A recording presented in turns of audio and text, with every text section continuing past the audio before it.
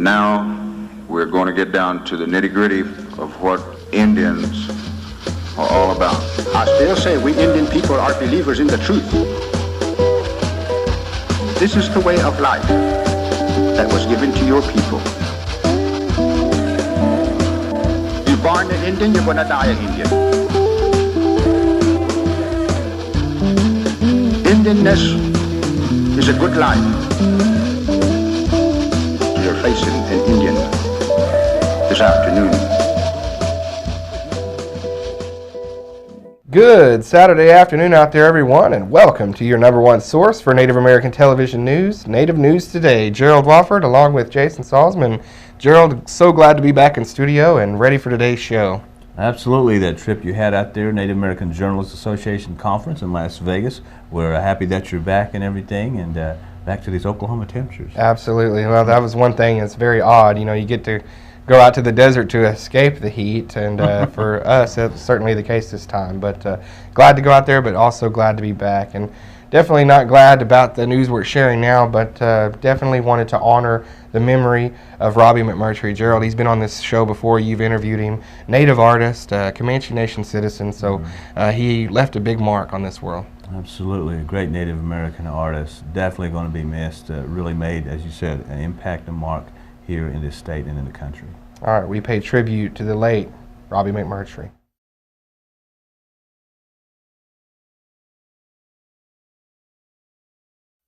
Since the dawn of the Muskogee Creek Nation, the traditional rhythmic sound of the turtle shells has been the heart of the ceremonial stomp dance. A living legacy passed to each new generation. This tradition, this legacy, this heart, this is the Muskogee Creek Nation of Oklahoma.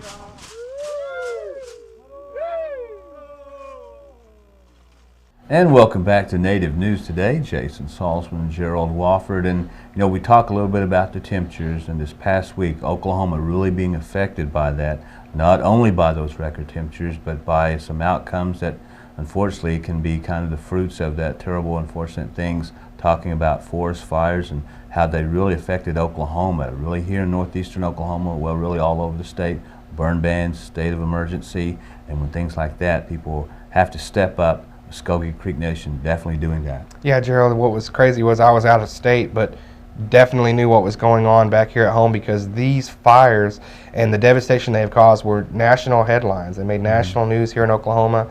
State of emergency. The chief, the Creek Nation, George Tiger, actually issued a state of emergency, issued a tribal burn ban.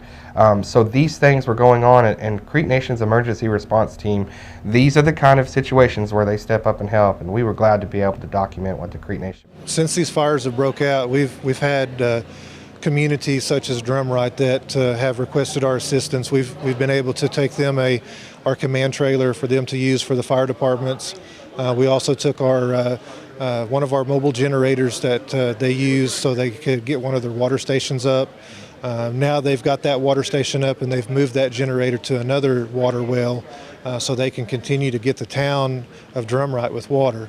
Right now we're also en route with a generator to the Manford area for them to set up a shelter, and we'll be taking them some supplies tomorrow afternoon. We're going to take 100 backpacks and with school supplies in them for the children that have lost everything in the fires, and we're also going to take them some supplies for their shelter areas. Right now we're also waiting on 2 semi-trucks full of Gatorade that we purchased from Walmart that we're going to send out to the 61 rural fire departments that are within our jurisdiction. We've got some cooling stations open within our community centers throughout the jurisdiction, Sapulpa, Tulsa, Keetowah, Bristow, Altmulgee, Dewar, Holdenville. There's just a number of them open.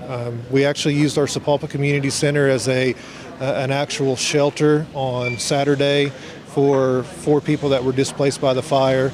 They've been able to go home now. They were ones that were evacuated or had no electricity, but they're back to the point now where they can go home.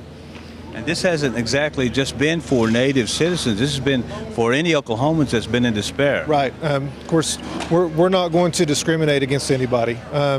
You know, when we open up our shelters, we're opening them up to anybody that's within our communities, because Creek Nation is within the state of Oklahoma. And we live and work and you know, have relationships with everybody that's within our communities, and that's what Creek Nation's all about, is not just helping our citizens, but helping everybody within the communities. Now, we mentioned the fires and the devastating toll they took over this weekend, really being tough. Do we know right now, presently, today, Monday, that how the conditions are today? Conditions are just terrible, especially in the Creek County area. You know, I understand that we need some 15 inches of rain to get us out of the drought, in which they don't foresee that for some time. So fire conditions are going to continue. So this is something that we're going to continue to do, is to help the communities. Today, I don't think there are any active fires. They're still trying to put out hot spots and things in the Creek County area. But you know, that part of our jurisdiction is pretty much burned up. Now we've got to start looking at the other areas that have not burned, that we're going to have to respond to. I think it's important that we all realize tragedy just doesn't see color lines, and because of that, I think it's important that all the resources that we have that we can pull together in the communities that we live in and share in. I think it's important that we be a big part of it. And I know, as we've had in the Creek County area, numerous houses that's been burned down, and you know, the fire departments that has been a big part of containing those fires. We need to help them as well, and so this is one of the reasons we're going to be delivering Gatorade and water to those fire departments. In addition to that, we're working with Senator Bingman, working with Representative Scott McNeil out of the Sapulpa-Bristow area, and we're going to be also providing generators for the people in the Manfred area. They have no electricity. So again, we're just pooling our resources to make it to where we can help in the healing process of this tragedy. On Saturday, we just made a decision to have a burn ban as well, with emphasis in terms of sensitivity with our traditional ceremonial grounds that use the fire. We felt like that was such a sensitive issue that we didn't want to just arbitrarily make a decision quickly. I want to address that there may have been some reports about this fire starting in Indian country. We're finding out that in investigations that are being held, that may not be true. I think until that investigation is completed, that's an assumption that we don't really feel like is warranted in terms of a actual true report. You know, what we've done as Muskogee Creek Nation is we've been there to help. And again, as I said earlier, tragedy doesn't see color lines. We're here to help, and any reports of it starting in Indian country is something that we'll make a more of a concrete comment on it at a later point. Again, our thanks to our emergency management team for the great things they're doing.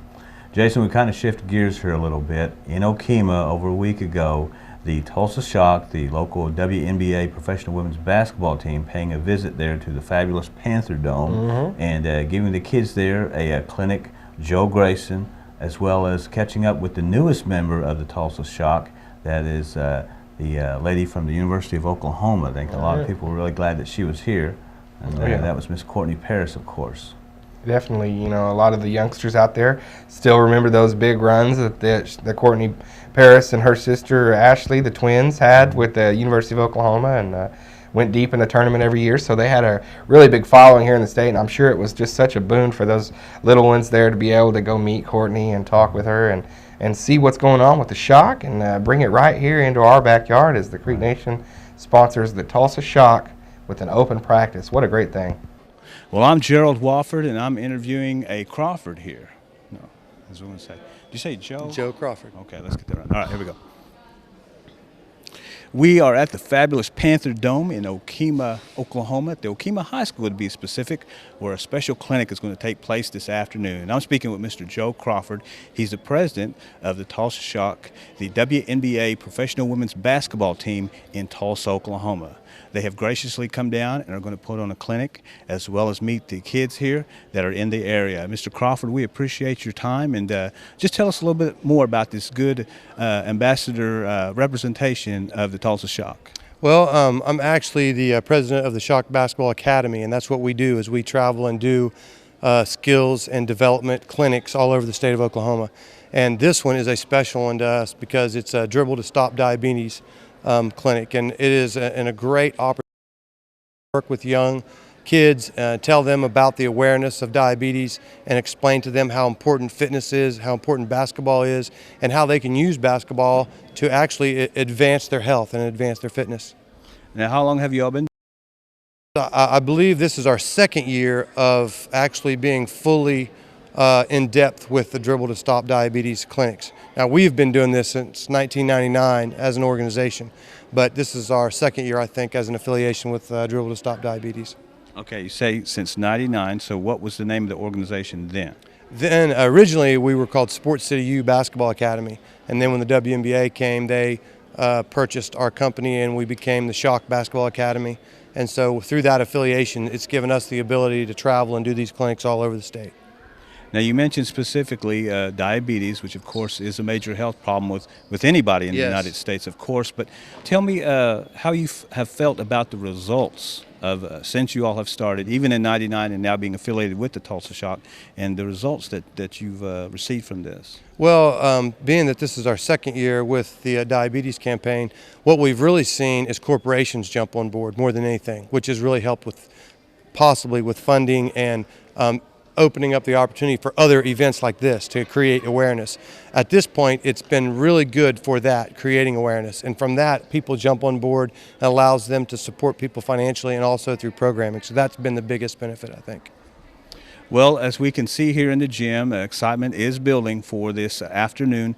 Tell us a little bit about the agenda and what everyone is going to experience this afternoon. Well, with us, what they're going to be doing is just a ton of basketball. We're going to be doing ball handling drills and shooting drills. The kids are going to be active and excited and enthusiastic.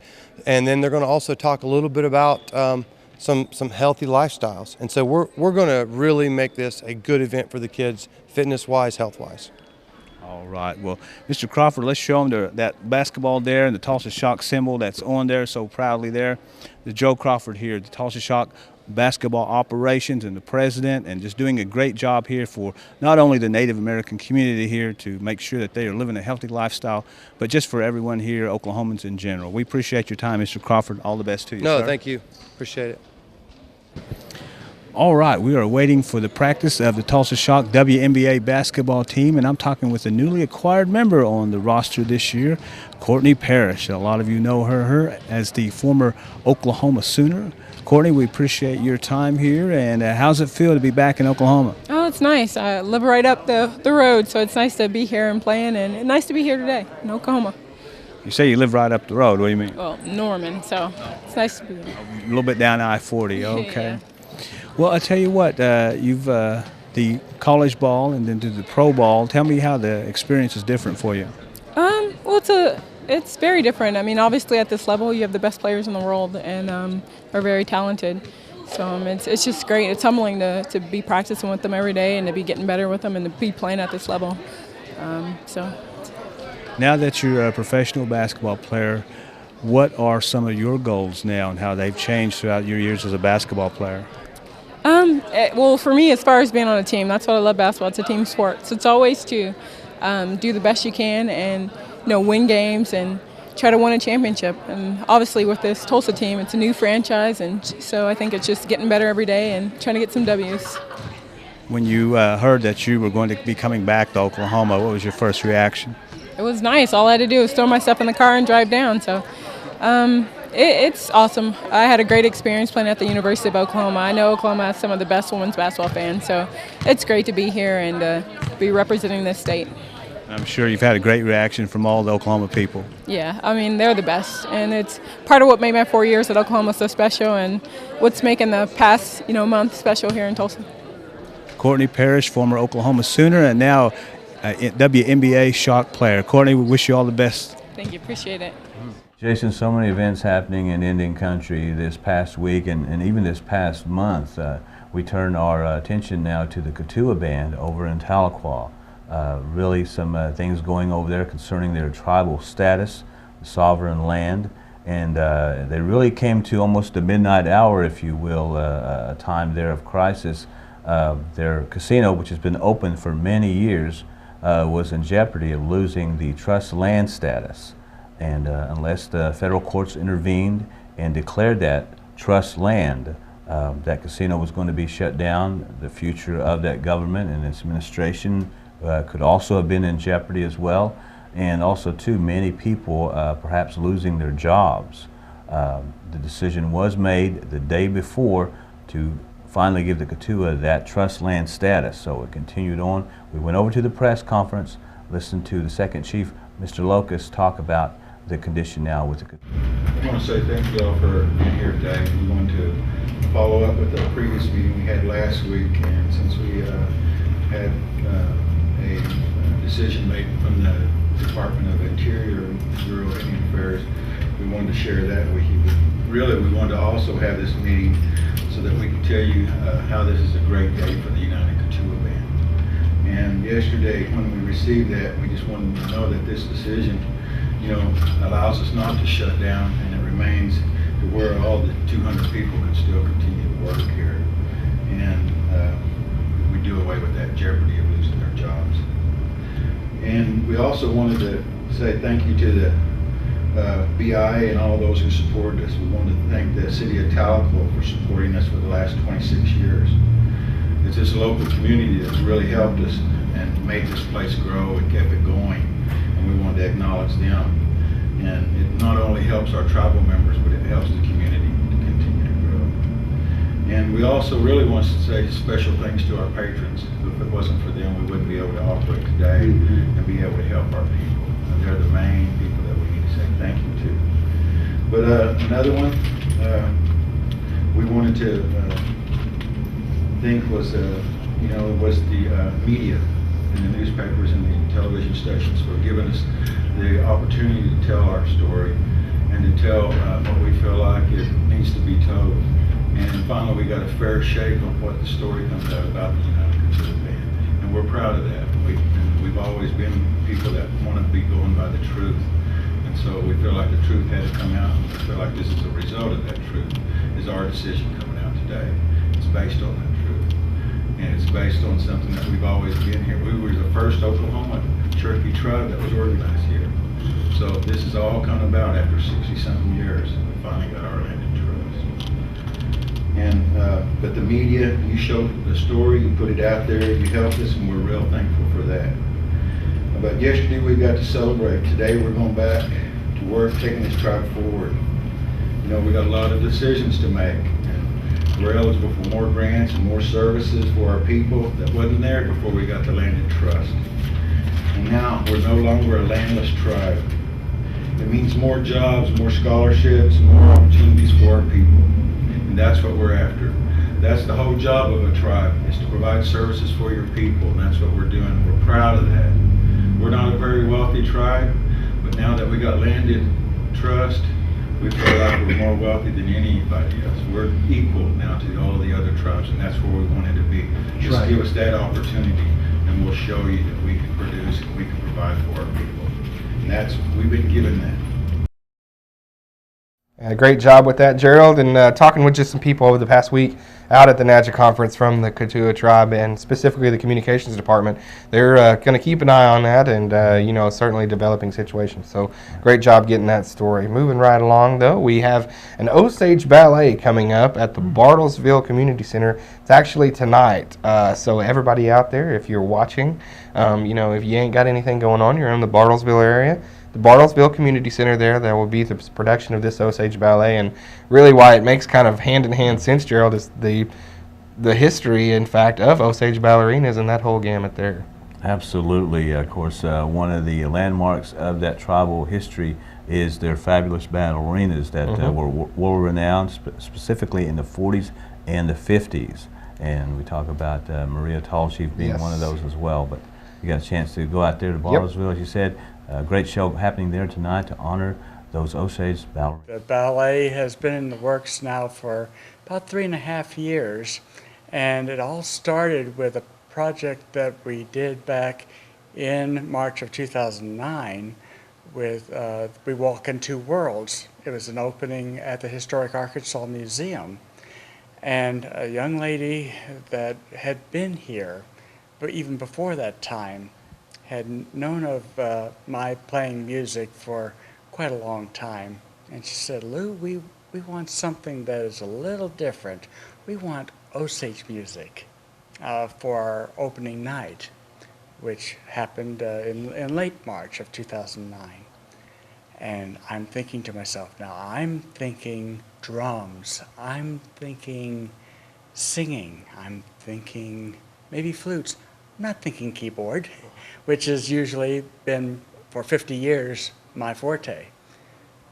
But with the good Lord's help, I came up with an idea of a storyline from about 200 years ago and tell our story through that music during that time. And some music that I had created even beforehand.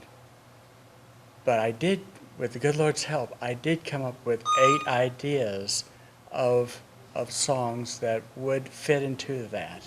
Even with the drums that I had on the keyboard that would at least represent our Ilonshka, our dances that we have every June.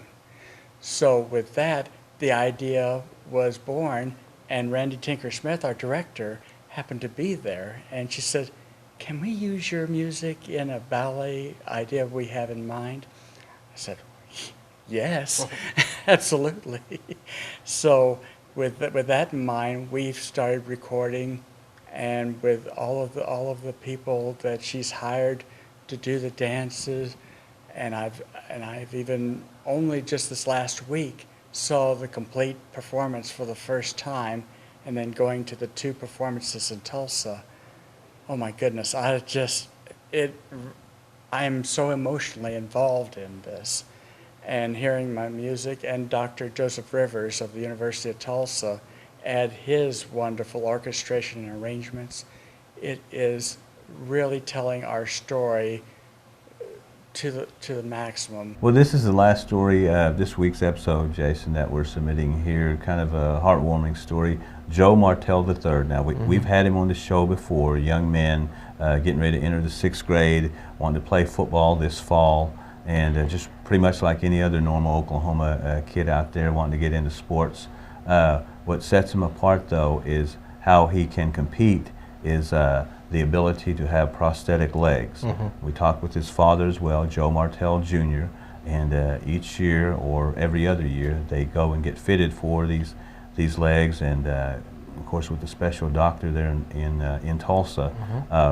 It's really a positive story in the sense that this young man has wanted to play sports all his life. His father knew that, and his father just had that vision not to let anything stop his son enjoying sports. And so we wanted to let you see the story of Joe Martel the Third, and a good positive story.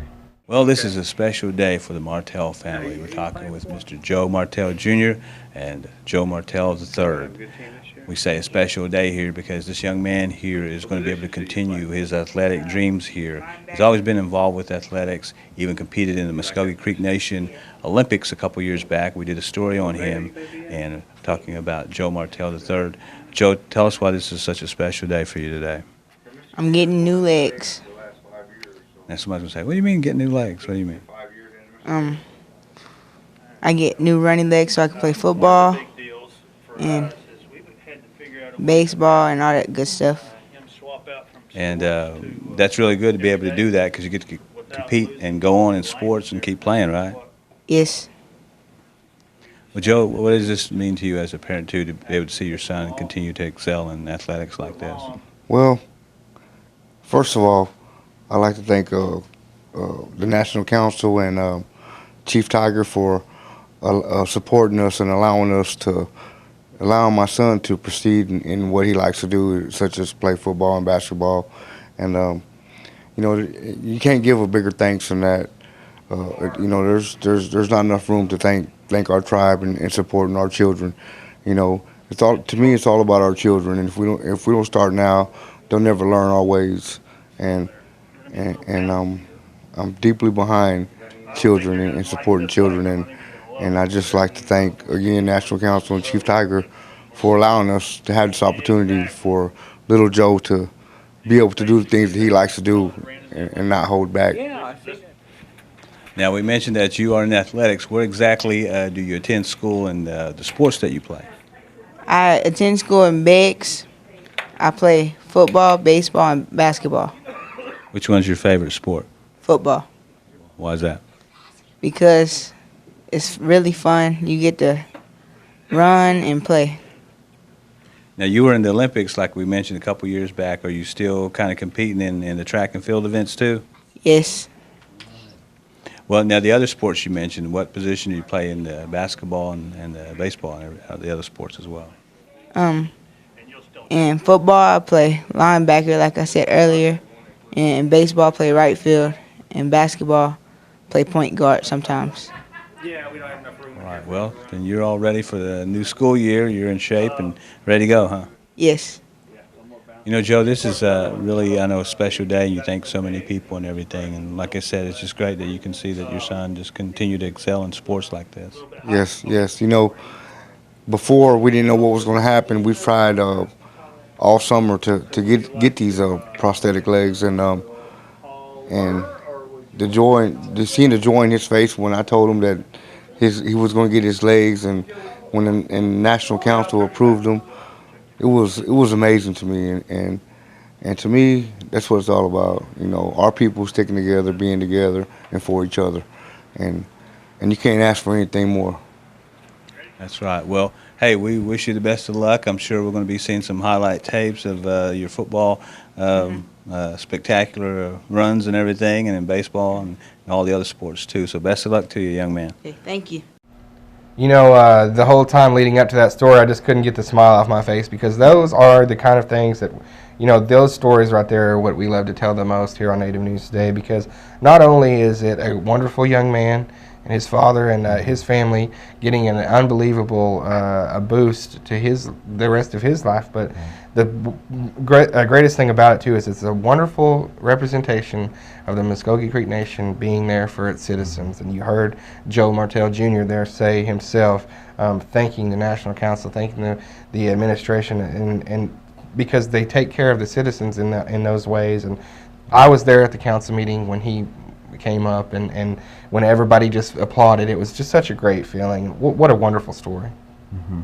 And we wish the best, and maybe hope that he'll break some big sixth-grade rushing records or something after this fall. We will definitely keep everyone advised on that. Hey, if you're out there and want to check us out on the internet, you can always do that. Creek Nation homepage, and go to our story archive, live stream there, and also our Facebook and Twitter page as well. Gerald? For our producer Jared Moore, Jason Saltzman, Gerald Wofford. In the meantime, you take care. God bless. And we'll see you soon.